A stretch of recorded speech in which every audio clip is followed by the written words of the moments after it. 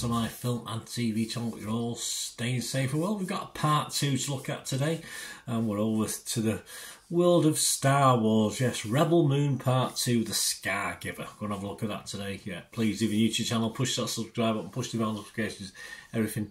Film and TV, of course, reviews like this, information, vlogs, series reviews, lots of different things.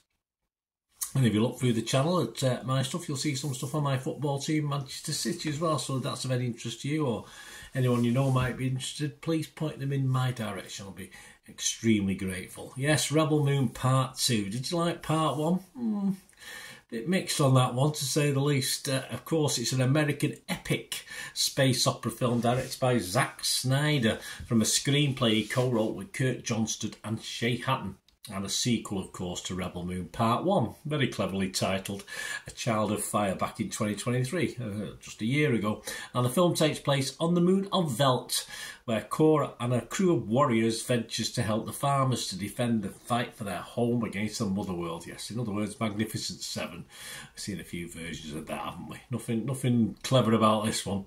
It stars Sophia Boutella, Jimon Hunsu, Ed Skrein, Mikael Huisman, Duna Bay, Ray Fisher, Stas Nair, Fraffy, Elise Duffy, Charlotte, Maggie Stewart, Martin, Carrie Elvis, and Anthony Hopkins, of course, as the voice of the robot there, and they're all reprising their roles, of course, from the Part 1. I don't think they shot these together, or did I think they probably did, didn't they? I'm not too sure. This was released in selected cinemas in the US on April the 12th. Worldwide, I'm not too sure. And was released on Netflix, where I watched it on April the 19th. And I'm doing this review as of April the 22nd. So any comments and scores was at that date. And what did I think of it before we have a look at what other people thought of it? Apart from the lightsabers and the final scene tie-in to get you to come back for more, as far as Star Wars is concerned, you went, oh yeah, this is just a really sci-fi action film. It didn't really add that much. The trouble is the stories are not that involved. As I said, it's Magnificent Seven, basically, or interesting as well as a plot. Defend the homestead. It just reruns of classic plots in films that have picked up on the Magnificent Seven and the like. And certainly, even in non-sci-fi films, it's not rocket science. CGI's okay, nothing wrong with the CGI. Some good stuff, some good choreography, of course, for the fight scenes, the battle scenes, and adequate. It just doesn't feel overly deep or refreshing or interesting as part of a Star Wars franchise. I mean, as a Netflix action sci-fi, it's okay, it's fine, it's all right. But as far as adding anything to the franchise itself, it doesn't really. And as far as interesting characters, all right, a lot of characters reprising their role. So we sort of got to know them in Part 1, but I would have been happy. It wouldn't have bothered me, or I would have been happy for all of them to be killed off, good and bad, in this, in fairness, and just Hopkins' robot left to find and save the princess. But that's what I would have perhaps liked. Perhaps I'll go over and find Princess Zelda. I'm not too sure on that one. But yeah, a bit disappointing for me. All right in itself, but as I say, it doesn't move things along too. I like the spin-off series have been okay, but this is a bit of a struggle, Part 1 and 2 for me.